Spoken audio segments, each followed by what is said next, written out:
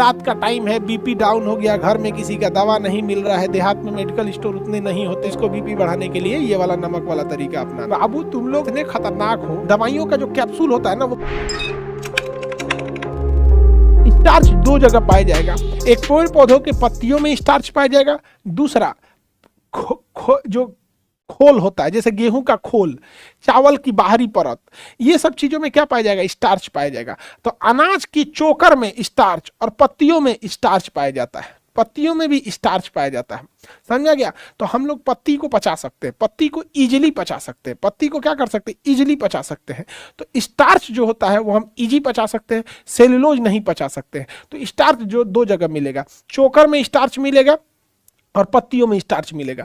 और अगर चोकर हटा देंगे, जैसे गेहूं है, गेहूं में से अगर चोकर हटा देंगे तो मैदा बन जाएगा, मैदा। फिर मैदा हमारे लिए स्टार्च जरूरी है, भोजन को अच्छे से पचाने में हेल्प करता है। इसलिए जब हम आटा लाते हैं ना, तो आटा पिसवाते हैं, गेहूं पिसवाएंगे तो उसका चोकर भी साथ रहेगा और चलनी से चाल देंगे लोग, जिससे कि 90% चोकर यानी स्टार्च बाहर निकल जाए और 10% चोकर बचा ही रह जाता है। 90% हम चोकर को बाहर फेंक देते हैं और 10% चोकर बचा ही रह जाता है, उसको हम आटा में जरूर यूज करते हैं। और नहीं, अगर 100% चोकर बाहर निकाल देंगे, अर्थात 100% स्टार्च बाहर निकाल देंगे, तो हो जाएगा मैदा, और मैदा जल्दी पचेगा नहीं। तो स्टार्च को तो हम पचा सकते हैं, इसलिए दवाइयों का कैप्सूल हम किसका यूज करते हैं? स्टार्च का। दवाइयों का जो कैप्सूल होता है ना, वो किसका बना होता है? जिलेटिन और स्टार्च का बना होता है। कैप्सूल देखेंगे ना तो दो कवर से ऐसे जोड़ देगा, यहाँ से ऐसे कैप्सूल बना देगा, ये दवाइयों का कैप्सूल होता है। समझ आ गया कि नहीं गया? तो दवाइयों का कैप्सूल किसका हो गया? सेलुलोज का हो गया, यानी सेलुलोज का। स्टार्च हिंदी में उसे मंड कहते हैं, स्टार्च हिंदी में उसे क्या कहते हैं? मंड कहा जाता है। क्या कहा जाता है? मंड कहा जाता है। आयोडीन घोल का प्रयोग करते हैं, आयोडीन का प्रयोग करते हैं स्टार्च की जांच करने के लिए। अगर किसी चीज में स्टार्च है या नहीं तो उसके लिए किसका प्रयोग करेंगे? आयोडीन का। कलर चेंज हो जाता है आयोडीन का, स्टार्च की उपस्थिति में आयोडीन का कलर क्या हो जाएगा? चेंज हो जाएगा। तो आयोडीन की जांच करने के लिए, स्टार्च की जांच करने के लिए आयोडीन घोल का प्रयोग किया जाता है। देखिए, कैप्सूल जो होता है, अमूमन हम लोग उन्हीं दवाइयों को कैप्सूल में डालते हैं जिसे जल्दी घुलाना होता है, कैप्सूल जल्दी घुल जाता है, और टेस्ट में अगर खराब रहते हैं तब कैप्सूल होता है। अब जैसे किसी का बीपी डाउन हो गया है, सपोज कीजिए कि किसी का बीपी, ब्लड प्रेशर डाउन हो गया है, अब इसकी बीपी को बढ़ाना है, तो आपको पता है कि बीपी बढ़ाने के दो रास्ते, या तो नमक खिलाइए या तो उसकी पत्नी से उसकी बात कराइए। तो सपोज कीजिए कि पत्नी भी बात करने नहीं चाह रही है, तबीयत खराब है, तो क्या गुस्सा दिलाए इसको? तो एक तो रास्ता बीपी बढ़ाने का है कि आप पत्नी से बात कर लीजिए। अब लेकिन जिसकी पत्नी नहीं है वो क्या करे बेचारा? तो वो कैसे बीपी बढ़ाए? तो कैप्सूल काम आते हैं सब। कैप्सूल में क्या करते हैं लोग? इस कैप्सूलवा को खोल देता है, इस कैप्सूलवा को क्या करेगा? खोल देगा। ये आपस में सटल रहते हैं, तो खोलिएगा तो खुल जाता है। तो क्या किया जाता है ना, कैप्सूलवा खोल के उसमें नमक भर देता है, उसकी दवाइया को बाहर फेंक देता है और उसमें क्या भर देगा? नमक भर देगा। और नमक भर देगा और नमक भर के वापस कैप्सूलवा को बंद कर देगा। अब इसके अंदर क्या हो गया भैया? नमक भर दिया है, साल्ट, NaCl हो गया।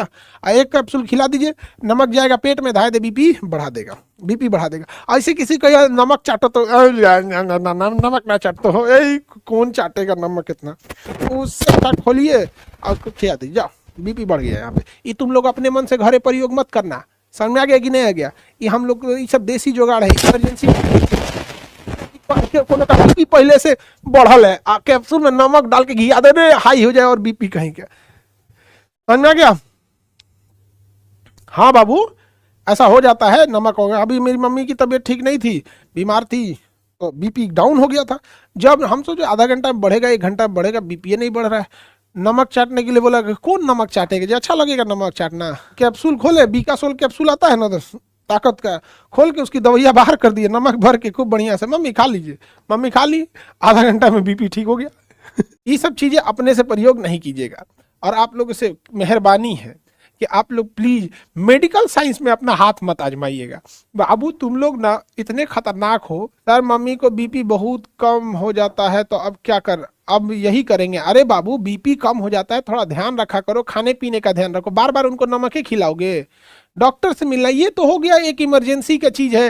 रात का टाइम है, बीपी डाउन हो गया, घर में किसी का दवा नहीं मिल रहा है, देहात में मेडिकल स्टोर उतने नहीं होते हैं, शहर में तो दिन रात। अब जैसे पटना में कोई बीमार पड़ेगा, रात दिन से क्या मतलब पड़ता है यहाँ पे। लेकिन गाँव में है, कोई बीपी डाउन हो गया है, शादी ब्याह नहीं हुआ है, तो उसको बीपी बढ़ाने के लिए ये वाला नमक वाला तरीका अपनाना होता है। ठीक है? आपकी मम्मी अब कैसी है? सब आप लोग की दुआ है, एकदम बढ़िया है। आप लोग की दुआ है, आप सब लोग की इतनी दुआ रहती है, क्या बोला जाए। यहाँ पे ऊपर वाला भी कंफ्यूज हो गया, भाई इतने बच्चे अचानक से क्यों इतना दुआ मांग रहे हैं। तब ऊपर वाला को टेंशन, दाधड़ मैसेज आ रहा था तो कहे जल्दी सही करो हो, जल्दी सही करो, महिला को सही करो। कौन है ये, बताओगे खान सर की मम्मी है। कहा, अच्छा ठीक है, तो इतना लोग काहे बोल रहा है सही हो जाए सही हो जाए। तो बोला होगा लोग, ये खान सर ही है जो मिडिल क्लास गरीब बच्चों को पढ़ने में बहुत हेल्प की है। अच्छा अच्छा, तब जल्दी सही कर दो, समझे। भगवान भी कंफ्यूज में हो गया आप लोग की वजह से। धन्य है आप लोग को, आप सब लोग को बहुत बहुत धन्यवाद, एकदम धन्यवाद। ऐसा बहुत कम क्षण आता है जब गुरु बच्चों के सामने धन्यवाद बोलता है, लेकिन दिल से धन्यवाद आप सब लोग का, बहुत कम क्षण आता है ऐसा। नहीं तो हम लोग का काम क्या है, पढ़ा दीजिए, जाइए नौकरी ले लीजिए। लेकिन कई बार ऐसा मिलता है, होता है कभी कई बार बच्चे ऐसा काम कर देते हैं कि गुरु जी लोग को धन्य होने लगते हैं हम लोग।